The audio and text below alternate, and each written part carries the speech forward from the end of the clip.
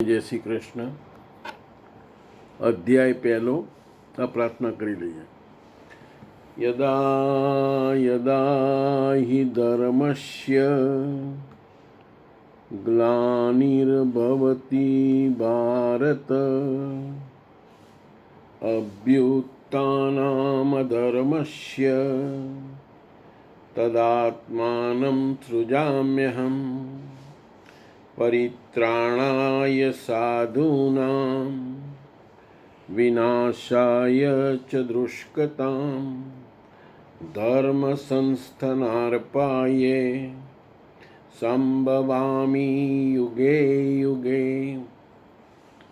વસુદેવ વસુતં દેવં કંસ ચાણૂરમર્દનમ દેવકી પરમાનંદમ કૃષ્ણં વંદે જગદ્ગુરુમ. અધ્યાય પહેલો. આપણે 42મો શ્લોક કર્યો તો આજે 33મો શ્લોક લઈએ છીએ. આજે આપણો પહેલો અધ્યાય પૂરો થશે. દોષૈ રૈતહિ કુલ જ્ઞાનામ વર્ણ શંકર કારકૈઃ ઉત્સાદ્યન્તે જાતિર્ધર્માઃ કુલધર્માશ્ચ શાશ્વતાઃ. આ વર્ણશંકરને જન્મ આપતા દોષોથી સનાતન કુલધર્મ અને જાતિ ધર્મ નષ્ટ થાય છે.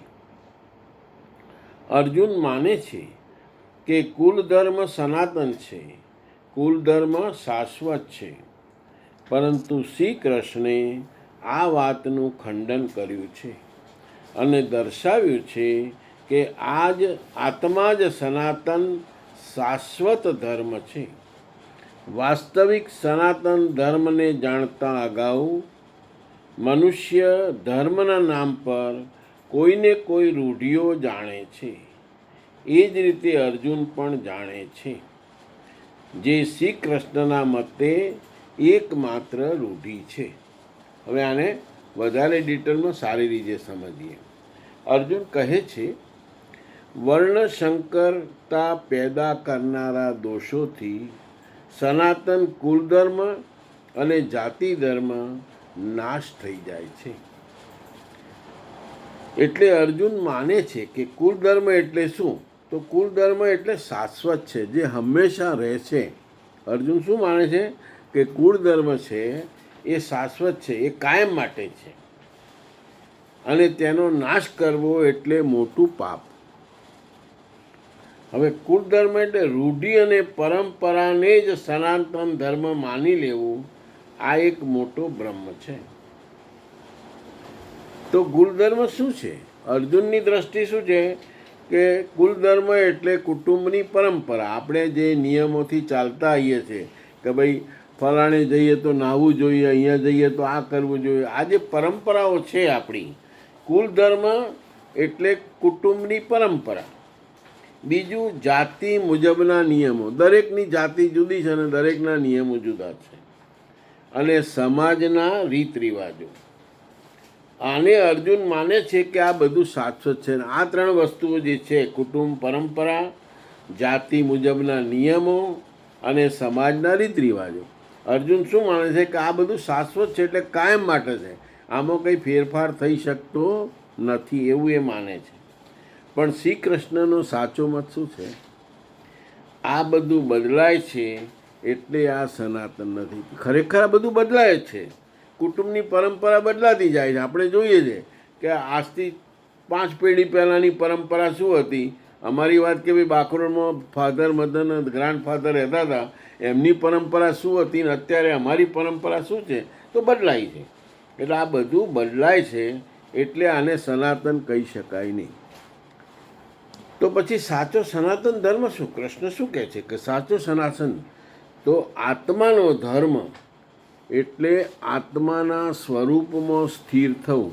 આપણે આત્માનું જે સ્વરૂપ છે, આત્માનું સ્વરૂપ એટલે ભગવાનનું સ્વરૂપ, ભગવાનના સ્વરૂપમાં સ્થિર થવું, કે જે કદી બદલાતું નથી. ભગવાનનું સ્વરૂપ ક્યારેય બદલાતું નથી અને ક્યારેય નાશ પામતું નથી. એટલે સાચો સનાતન ધર્મ શું છે? તો એ આત્માનો ધર્મ એ સાચો સનાતન ધર્મ છે. આપણે અર્જુનના વિચારો અને કૃષ્ણના વિચારોનો ભેદ જરા સમજીએ. અર્જુન શું માને છે કે કુળ ધર્મ એટલે સનાતન છે, અને કૃષ્ણ શું માને છે? આત્મધર્મ એ સનાતન છે. પછી અર્જુન શું માને છે કે બહારની પરંપરા, જ્યારે કૃષ્ણ એવું માને છે કે અંદરની સત્યતા. બહારની પરંપરાની કોઈ વેલ્યુ નથી, તમારા અંદરની સત્યતા હોવી જોઈએ.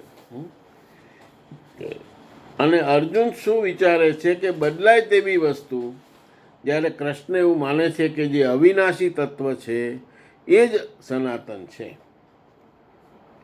હવે ચોથું, રૂઢિનો ભ્રમ. આપણી જે રૂઢિચુસ્તતા છે એ ભ્રમ છે એક પ્રકારે. લોકો ઘણીવાર ધર્મના નામે, રૂઢિ એટલે પરંપરા, આપણી જે ફિક્સ થઈ ગઈ છે કે ભાઈ સ્મશાન જઈ આવે તો નાહવું પડે, એમ આવા કેટલા બધા દાખલા છે. તો લોકો ઘણીવાર ધર્મના નામે રૂઢિ એટલે પરંપરાને પકડી રાખે છે, રીત રિવાજને ધર્મ સમજે. અને આ તો રીત રિવાજ છે, પણ લોકો એવું સમજે છે કે આ જ ધર્મ છે. ખરેખર આ ધર્મ નથી. રીત રિવાજને ધર્મ સમજી લે છે, પણ સાચો ધર્મ ભૂલી જાય છે. અર્જુન પણ આ જ બ્રહ્મ છે, અને આ જ બ્રહ્મ અર્જુનને પણ, જે આપણને છે એ જ બ્રહ્મ અર્જુનને છે. આનો આધ્યાત્મિક અર્થ લઈએ તો વર્ણશંકરતા એટલે અંદરની અશુદ્ધતા. આપણી અંદર જેટલી અશુદ્ધતા છે એ વર્ણશંકરતા છે. બીજું, કુળ ધર્મનો નાશ એટલે સારા સંસ્કારોનો ખોટો અર્થ. જે સંસ્કારો સારા હોય એને આપણે ખોટા અર્થથી લઈએ. અને ત્રીજું, સનાતન ધર્મ એટલે આત્માનો શુદ્ધ સ્વભાવ. અર્જુન પરંપરાને સનાતન માને છે, શ્રી કૃષ્ણ આત્માને સનાતન માને છે. હા, અને કૃષ્ણને અર્જુનને સમજાવતો બધા 18 અધ્યાય પૂરા થઈ ગયા બધા. અર્જુન પરંપરાને સનાતન માને છે, શ્રી કૃષ્ણ આત્માને સનાતન માને છે. સાચો ધર્મ એ છે આત્માને જાણવો.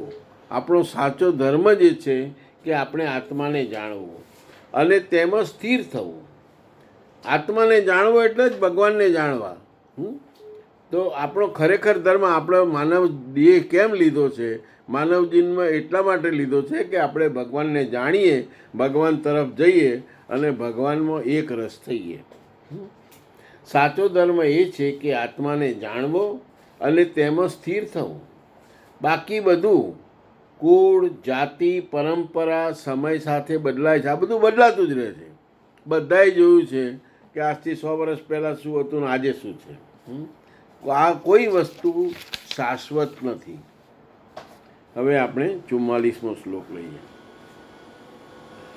ઉત્સન્ન કુલ ધર્માણામ મનુષ્યાણામ જનાર્દન નરકે નિયતમ વાસો ભવતીત્ય નું શુશ્રમ.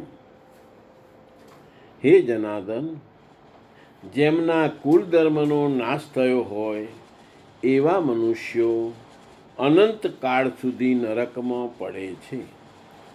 કુલ ધર્મ જ નાશ પામતો નથી, પરંતુ શાશ્વત અને સનાતન ધર્મ પણ નાશ પામે છે. આપણે જોયું નથી, પણ સાંભળતા આવ્યા છીએ કે ધર્મ જ નાશ પામે તો એવા પુરુષને અંતકાળ સુધી નરકમાં વાસ થાય છે. આવું અર્જુન કહે છે. આપણે એને જરાક ડિટેલમાં સમજીએ બરાબર. જો દુર્યોધન વગેરે શસ્ત્ર લઈને મને નિશસ્ત્ર હથિયાર વગરનાને હોવા છતાં મારે તો પણ એ જ મારે માટે સારું છે. આવું અર્જુન કહે છે.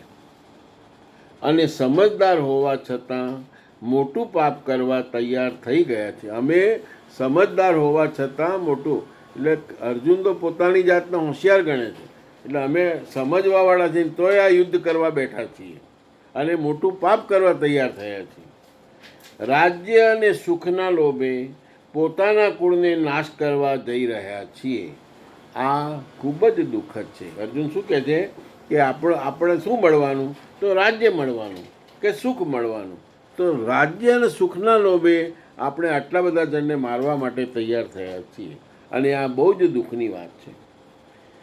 અર્જુનની આ અંદરની સ્થિતિ શું છે, અહીં ખૂબ ધ્યાન આપવા જેવી વાત છે. અર્જુન ક્યાં અટવાયો છે? અર્જુન પોતાને જ્ઞાની માને છે. આપણે ગઈકાલે પણ આવ્યું હતું કે અડધું જ્ઞાન હંમેશા તકલીફવાળું. અર્જુન પોતાને જ્ઞાની માને છે. તે શ્રી કૃષ્ણને સમજાવવાનો પ્રયત્ન કરે છે. તે કહે છે, આ બધું ખોટું છે, પાપ છે, આનાથી કોઈ કલ્યાણ નહીં થાય. અર્થાત અર્જુન હવે વિચારક બની ગયો છે, પણ હજુ જ્ઞાની બન્યો નથી. જ્ઞાની બને તો એના કોઈ ચર્ચાનો વિષય થાય જ નહીં, પણ હજુ વિચારની સ્ટેજમાં છે. આ સ્થિતિ દરેક સાધક કે ભક્તની શરૂઆતમાં, આપણે પણ ભક્તિ તરફ આગળ વધીએ, ભગવાન તરફ આગળ વધીએ તો આપણી પણ આવી જ સ્થિતિ આવે છે.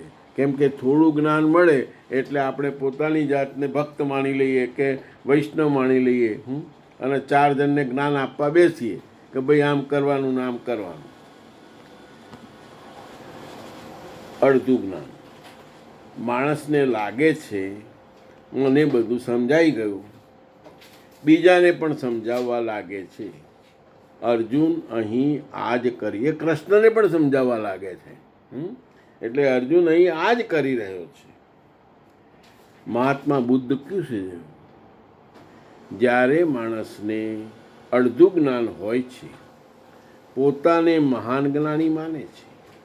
જ્યારે સાચું જ્ઞાન આવવાનું શરૂ થાય, પોતાને અજ્ઞાન દેખાય. આ બહુ સરસ વસ્તુ કીધી.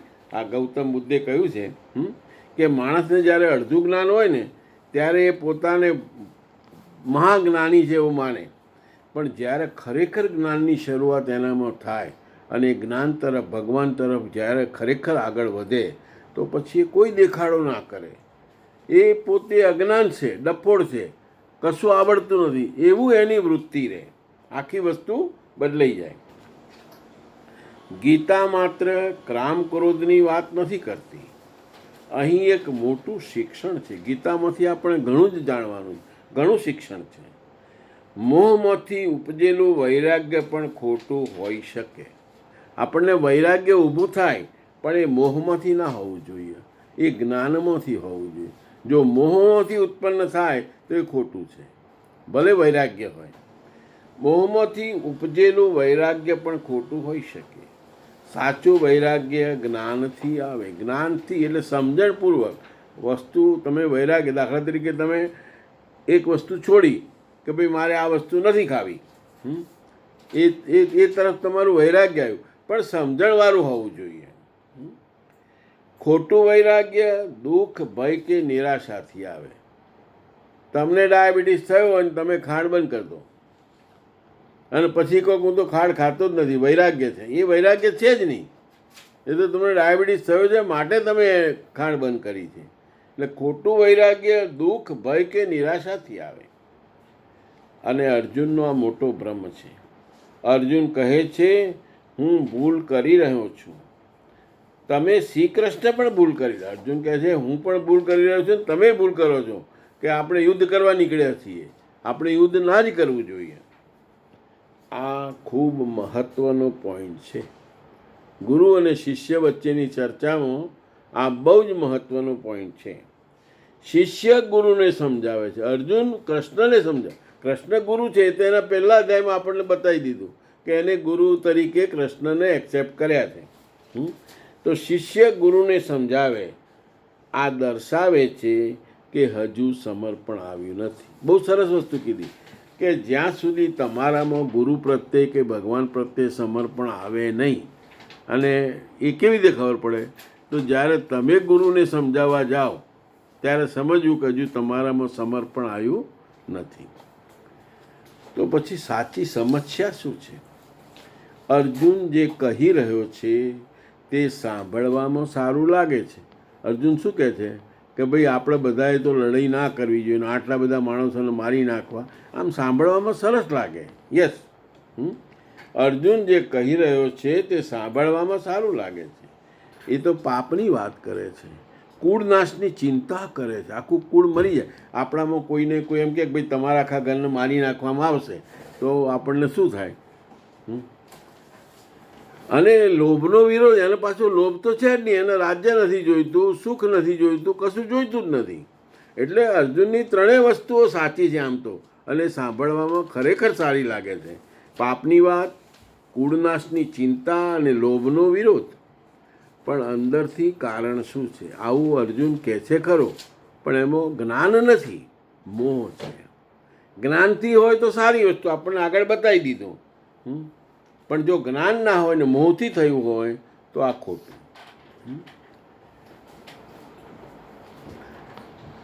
સાચી સમસ્યા શું છે? અર્જુન જે કહી રહ્યો છે તે સાંભળવામાં સારું લાગે છે. પાપની વાત, કુળનાશની ચિંતા, લોભનો વિરોધ, પણ અંદરથી કારણ શું છે તો મોહ. તેને લાગે છે કે તે ધર્મની વાત કરે છે, હકીકતમાં તે મમતા અને ભયથી બોલે છે. એને એવું લાગે છે કે હું ધર્મની વાત કરું છું, હું સત્ય વાત, ધર્મ એટલે સત્ય, હું ધર્મની વાત કરું છું એટલે કે સત્યની વાત કરું છું. પણ ખરેખર એવું નથી. એ તો મમતા અને ભય, એનામાં ભય પણ છે અને મમતા એટલે મોહ પણ છે. એટલે એ બોલે છે. અંતમાં અર્જુન શું કરે છે? પોતાનો નિર્ણય બનાવી લે છે. એ પોતે નિર્ણય કરીને બતાવી દે છે કૃષ્ણને કે ભાઈ લડવું નહીં, એવું નક્કી કરે. જે નક્કી કરી લે છે કે હવે મારે લડવું જ નથી. કૃષ્ણને કહી દીધું એને સીધું. અને અંદરથી માને છે કે હું સાચો છું. આ જ જગ્યા છે જ્યાંથી ગીતા ખરી શરૂ થાય છે. અર્જુને તો શસ્ત્રો મૂકી દીધા, કહી દીધું કૃષ્ણને કે હું લડવાનો નથી. અહીંથી ગીતાની હવે કૃષ્ણને ખરી તકલીફ પડવાની આને સમજાવવા માટેની. આ જ જગ્યા છે જ્યાંથી ગીતા ખરી શરૂ થાય છે. કારણ કે હવે અહંકાર તૂટવાનો છે. અર્જુનનો અહંકાર તૂટવાનો છે અને એને સાચું જ્ઞાન આપવાનું છે. તો જ અર્જુન માને. હવે 46મો શ્લોક લઈએ આપણે. યદિ મામ પ્રતિકારમ્ય શસ્ત્રાણાય ધાર્તરાષ્ટ્રા રણે હન્યુ સ્નેમે ક્ષેંતરમ ભવેત.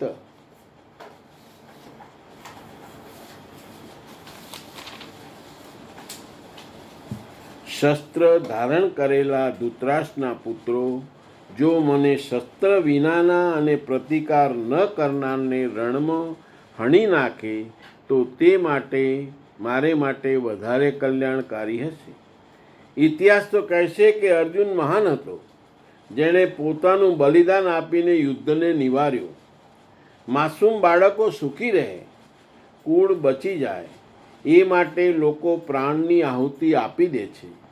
મનુષ્ય પરદેશ જતો રહે, વૈભવશાળી મહેલમાં રહેવા લાગે, પરંતુ 2 દિવસ બાદ એને પોતાની છોડી દીધેલી ઝૂંપડી યાદ આવવા મળશે. મોહ ખૂબ પ્રબળ હોય છે. આથી જ અર્જુન કહે છે કે શસ્ત્રધારી ધૃતરાષ્ટ્રનો પુત્ર મને પ્રતિકાર ન કરનારને રણમાં હળી નાખે તો તે માટે અતિ કલ્યાણકારી બનશે, જેથી પુત્રો સુખી રહી શકે. હવે આને જરાક આપણે વધારે ડિટેલમાં સારી રીતે સમજીએ. અર્જુનનું આ વર્તન, એ કહે છે ને કે હું મહાન બલિદાન આપું એમ, કે આ બધાના માટે હું મરી જાઉં તો મને ચિંતા નથી. ભલે દુર્યોધન મને મારી નાખે કે દુર્યોધનના પુત્રો ભલે મને મારી નાખે. અર્જુનનું આ વર્તન મહાબલિદાન નથી ખરેખર, પણ મોહથી ઉપજેલી નિરાશા છે. એનામાં મોહ આવ્યો અને મોહથી એનામાં નિરાશા ઉપજી છે. આ ફરક સમજવો ખૂબ જરૂરી છે. એકચ્યુઅલી તો આ ગીતા સમજવી હોય તો આ શ્લોક બહુ અગત્યના છે. કે મોહ શું, એ જ અગત્યની વસ્તુ છે. આ ફરક સમજવો ખૂબ જરૂરી છે. અર્જુન કહે છે શસ્ત્ર ધારણ કરેલા દુર્યોધનના પુત્રો મને નિશસ્ત્ર અને પ્રતિકાર ન કરનારને યુદ્ધમાં મારી નાખે તો પણ એ જ મારા માટે તો સારું જ છે. આ વસ્તુ બહારથી શું લાગે છે? આ સાંભળવામાં એવું લાગે છે કે ભાઈ હા, કેટલું બધું અર્જુનનું બલિદાન છે. એ મરવા તૈયાર છે પોતાના કુળ માટે. અર્જુન બહુ દયાળુ, એવું લાગે છે કે અર્જુન બહુ દયાળુ છે. પોતાનું બલિદાન આપવા તૈયાર થયો છે યુદ્ધ ટાળવામાં. એને યુદ્ધ કરવું જ નથી. અત્યારે આપણું આ યુદ્ધ ચાલે છે સ્ટમ્પનું ને એનું, તો બધા એવું કહે છે કે ભાઈ આ યુદ્ધ અટકી જાય તો સારું, આનાથી બહુ નુકસાન છે. તો અર્જુન યુદ્ધ ટાળવાનું જ કામ કરે છે. તો અર્જુન યુદ્ધ ટાળવા માગે છે, એટલે લોકો કહે કે અર્જુન મહાન છે. પણ અંદરથી સાચું કારણ શું છે? આ ક્વેશ્ચન છે. અહીં મુખ્ય કારણ છે મોહ, એટેચમેન્ટ. એનું આ કારણ સમજણ ને જ્ઞાનવાળું હોત તો બરાબર છે, પણ એનું આ કારણ મોહવાળું છે. અને મોહવાળું કારણ હોય તો એનો કોઈ અર્થ નથી. અહીં મુખ્ય કારણ છે મોહ. મારા લોકો બચી જાય, મારા કુળનો નાશ ન થાય, મારા સંબંધીઓ સુખી રહે, આ બધું મમતા અને લાગણીથી ભરેલું છે, જ્ઞાનથી નહીં. આમાં જ્ઞાન નથી. સાચું તો પછી સાચું એને બલિદાન પોતાની જાતને કહે છે, પણ સાચું બલિદાન શું છે? તો કૃષ્ણ સરસ સમજાવે છે કે ધર્મ અને સત્ય માટે જ્ઞાનથી લીધેલો નિર્ણય, ધર્મ અને સત્ય માટે જ્ઞાનથી લીધેલો નિર્ણય, ધર્મ એ સત્ય બેઝિકલી. તો સત્ય માટે સાચું શું છે એના માટે તમે જે નિર્ણય લો એ બી સમજણવાળો, જ્ઞાનવાળો નિર્ણય. આ શ્લોકનો મુખ્ય સંદેશ મોહથી લીધેલો છે. નિર્ણય કલ્યાણકારી નથી. સમસ્યાથી ભાગવું કલ્યાણ નથી. બહુ સરસ કીધું કે કોઈ તમારે સમસ્યા આવે અને તમે સમસ્યાથી ભાગો તો એમાં તમારું કલ્યાણ નથી. અર્જુન ભાગવાનું કામ કહે છે. સમજપૂર્વક ધર્મ કરવો એ જ સાચું કલ્યાણ છે. તમારે ધર્મ એટલે સત્ય કરવું, સત્ય જ સમજવાનું છે, પણ સમજણપૂર્વક, અને તો જ સાચું કલ્યાણ છે. હવે આપણે 47મો છેલ્લો શ્લોક લઈ લઈએ, કદાચ 2-4 મિનિટ વધારે થશે. એવ મુક્તાર્જિન સંખ્યે રથોપસ્થ ઉપાવિશત વિસૃજય શશરમ ચાપ શોક સંજ્ઞિગ્ન માનસ.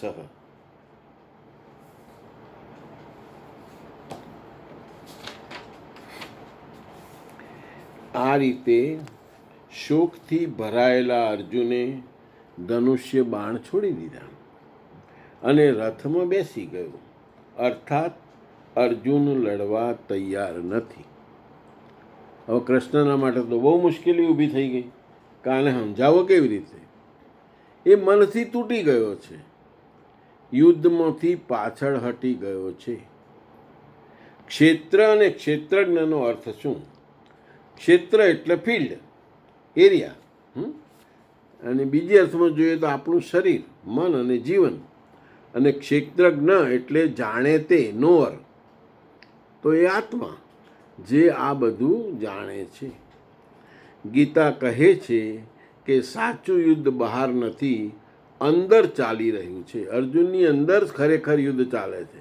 બહારનું યુદ્ધ તો પછી વાત આવે છે કે એને કયા રસ્તે જવું. એને તો શસ્ત્રો મૂકી દીધા. ધર્મક્ષેત્ર અને કુરુક્ષેત્ર શું છે? એક જ શરીરની અંદર 2 પ્રવૃત્તિઓ. દરેક માણસમાં 2 પ્રવૃત્તિ હોય. ધર્મક્ષેત્ર એટલે સારા તરફ ખેંચે, સાચી અને સારી વસ્તુ પર જાય. કઈ સાચી વસ્તુ અને સારી વસ્તુ? તો સત્ય, શાંતિ, ભક્તિ, વૈરાગ્ય, આ બધી દૈવી સંપત્તિ કહેવાય. આ બધી સાચી સંપત્તિ છે, અને આ ધર્મક્ષેત્ર છે. અને કુરુક્ષેત્ર એટલે શું? તો ખોટા તરફ ખેંચે. તો ખોટું કઈક વસ્તુ છે? તો કામ, ક્રોધ, લોભ, મોહ, આ બધી આસુરી સંપત્તિ છે. તો હવે યુદ્ધ કોનું છે? આ બંને વચ્ચેનું યુદ્ધ એ જ ગીતા છે. ધર્મક્ષેત્ર કુરુક્ષેત્ર પહેલો શ્લોકથી શરૂ કરે છે. ધૃતરાષ્ટ્ર સંજયને કહે છે કે ધર્મક્ષેત્રે કુરુક્ષેત્રે. આ બંને વચ્ચેનું યુદ્ધ જ ગીતા છે. એક તરફ આત્માની દિશા. આ શ્લોક બહુ સરસ સમજવા જેવો છે કે એક તરફ આત્માની દિશા એટલે પરમાત્મા તરફ, ભગવાન તરફ જવાનો રસ્તો, અને બીજી તરફ પ્રકૃતિ અને વિષયો તરફ ખેંચાવું.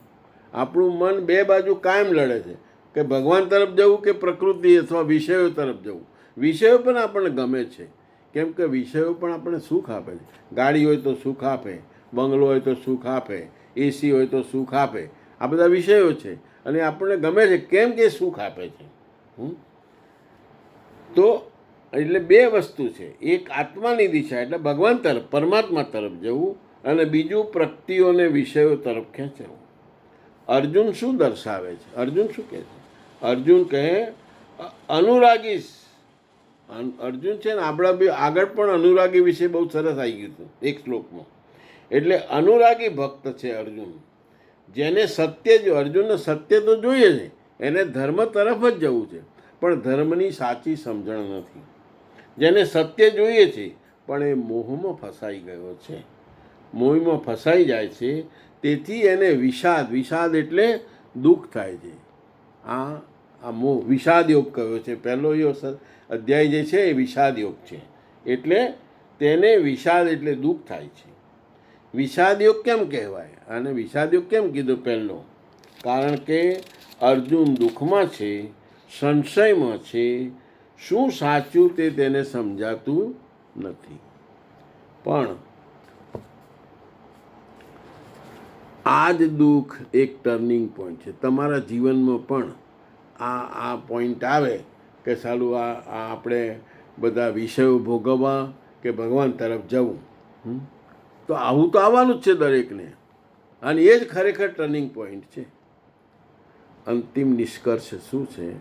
ગીતા કહે છે જીવન એ યુદ્ધ ક્ષેત્ર છે. આપણું જે જીવન છે એ યુદ્ધ ક્ષેત્ર છે. અંદર બે શક્તિઓનો સંઘર્ષ છે, સારી અને ખરાબ, બંને શક્તિઓનો સંઘર્ષ છે. દુઃખ એટલે વિષાદ, શરૂઆત છે, અંત નથી. વિષાદ થાય ખરો, વિષાદ થાય એનો વાંધો નથી.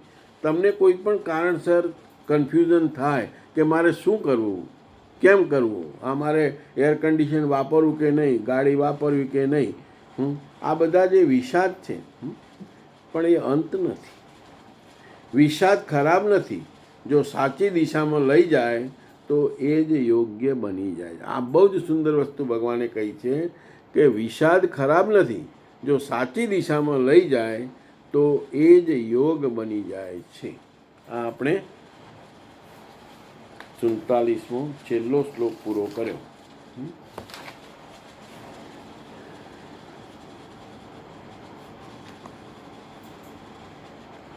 2 મિનિટ બાકી છે એટલે આપણે બીજો અધ્યાય શરૂ નથી કરતા, અથવા બીજો અધ્યાય શરૂ કરી દઈએ. બીજા અધ્યાયનું પહેલા શ્લોક કરતાં પહેલો આગળ જે છે એટલું આપણે જોઈ લઈએ. ગીતાનો પહેલો અધ્યાય એટલે ગીતાની પ્રવેશિકા, અંદર દાખલ થવું. એના પ્રારંભમાં પથિકને પ્રતીત થનારી મૂંઝવણોનું ચિત્રણ છે. પથિક એટલે આપણે બધા ચાલવાવાળા. આપણને કઈ કઈ મૂંઝવણો થાય છે એ બધું ગીતાના પહેલા અધ્યાયમાં આપણે જોયું.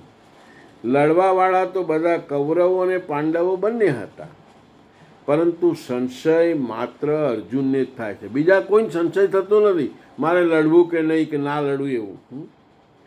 અનુરાગ એટલે જ અર્જુન. ઈષ્ટને અનુરૂપ રાગ જ પથિકને ક્ષેત્ર અને ક્ષેત્રજ્ઞનો સંઘર્ષ પહેરે છે. અનુરાગ એટલે પ્રેમ, જે પ્રારંભની કક્ષા છે. આ આપણે આગળ પણ જોયું હતું. અનુરાગ વિશે બહુ જ સુંદર આપણે એક શ્લોક આવે તો. અનુરાગ એટલે પ્રેમ, જે પ્રારંભની કક્ષા છે. પૂજ્ય મહારાજજી કહેતા, મહારાજજી એટલે આ અડગડાનંદના ગુરુ. સદગૃહસ્થને એટલે આપણે બધા સદગૃહસ્થ થઈએ. સદગૃહસ્થને ગૃહસ્થાશ્રમમાં રહેતા રહેતા ગ્લાનિ ઉદ્ભવે, અશ્રુપાત થવા લાગે, કંઠ રૂધાઈ જાય તો સમજી લેવું કે ત્યાં હવે ભજનનો આરંભ થઈ ગયો. ભજનનો એટલે ભગવાન તરફ જવાનો આરંભ થઈ ગયો. પ્રેમમાં, અનુરાગમાં આ બધું આવી જાય છે. તેમાં ધર્મ, નિયમ, સત્સંગ, ભાવ બધું જ હશે. ભક્તિ એટલે અનુરાગના પ્રથમ ચરણમાં સ્વજનો તરફનો મોહ બાધક છે. પહેલો સૌ કોઈ ઈચ્છે છે કે એ પરમ સત્યને પ્રાપ્ત કરી લઈએ, પરંતુ આગળ વધતા સૌને દેખાય છે કે આ બધા મીઠા સંબંધોનો ત્યાગ કરવો પડશે. આપણને પહેલાં બધું ગમે છે, લગ્ન કરી લઈએ ને છોકરાએ થાય ને ઘરે આવે ને બધું, એ બધું ગમે, મીઠા સંબંધોનો ત્યાગ. પણ જ્યારે ભગવાન તરફ જઈએ તો આ બધાનો ત્યાગ કરવો પડે. ત્યાગ કરવો પડશે ત્યારે હતાશા થાય છે. પહેલાં પોતે જ એને ધર્મ કર્મ માનીને કરતો હતો, એટલામાં જ તે સંતોષ માનવા લાગે છે. પોતાના મોહના સમર્થન માટે તે પ્રચલિત રૂઢિઓનું પ્રમાણ પણ રજૂ કરે છે. જેમ અર્જુને કહ્યું કે કુલ ધર્મ સનાતન છે. યુદ્ધથી સનાતન ધર્મનો લોભ થશે, કુલક્ષય થશે, સ્વચ્છંદાચાર ફેલાશે. આ અર્જુનનો ઉત્તર ન હતો, પરંતુ સદગુરુ મળ્યા પૂર્વે અપનાવેલી એક ખોટી માત્ર રીત હતી. તમને પણ સારા ગુરુ ના મળ્યા હોય તો ભગવાન તરફ જતો ઘણા બધા આપણને નડતરો આવે, પણ સારા ગુરુ મળે તો તમને સાચી સમજ આપે. આવી જ ખોટી પદ્ધતિમાં ફસાઈને માનવી જુદા જુદા ધર્મ, અનેક સંપ્રદાય, નાના મોટા જૂથો અને અસંખ્ય જાતિઓની રચના કરી લે છે. આપણે કેટલા બધા ધર્મો, કેટલા બધા સંપ્રદાયો ઊભા કરી દીધા છે. કોઈ નાક દબાવે છે તો કોઈ કાન વીધે છે. કોઈને અડવા માત્રથી ધર્મ નષ્ટ થઈ જાય છે, તો ક્યાંક રોટી પાણીથી ધર્મ નષ્ટ થઈ જાય છે. તો શું અડવું, આભળવું એ દોષ છે? કદાપી નહીં. દોષ આપણા આ ભ્રમ ફેલાવનારાઓનો છે. ધર્મના નામે આપણે કુરીતિઓ, કુરિવાજોનો ભોગ થયા છીએ, તેથી દોષ આપણો છે. મહાત્મા બુદ્ધના સમયમાં કેશ કમ્બલ નામનો એક સંપ્રદાય હતો, જેમાં કેશને વધારી તેના કામડાની માફક ઉપયોગ કરવો તેને પૂર્ણતાનો માપદંડ માનવામાં આવતો. કોઈ ગૌરતિક એટલે ગાયની જેમ રહેનારો હતો, તે કોઈ કૂતરાની જેમ ખાનાર, પીનાર કે રહેનાર હતો. બ્રહ્મવિદ્યાને આ બધા સાથે કોઈ સંબંધ નથી. સંપ્રદાયો અને કુરિવાજો, રૂઢિઓ પહેલાં પણ હતા, આજ પણ છે. ઠીક તે જ પ્રમાણે કૃષ્ણકાળમાં પણ સંપ્રદાયો હતા અને કુરિવાજો પણ હતા. તેમાંના એકાદ કુરિવાજનો શિકાર અર્જુન પણ થઈ ગયો. તેણે 4 તર્ક રજૂ કર્યા. 1. યુદ્ધથી સનાતન ધર્મ નષ્ટ થઈ જશે. 2. વર્ણશંકર પ્રજા પેદા થશે. 3. પિંડોદક ક્રિયાનો લોપ થશે. અને 4. અમે લોકો કુલક્ષય દ્વારા મહાન પાપ કરવા તૈયાર થયા છીએ. હવે આ બાબતમાં યોગેશ્વર કૃષ્ણ શું કહે છે એ આપણે આવતીકાલથી પહેલા શ્લોકથી શરૂ કરીશું, બીજા અધ્યાયનું. જય શ્રી કૃષ્ણ.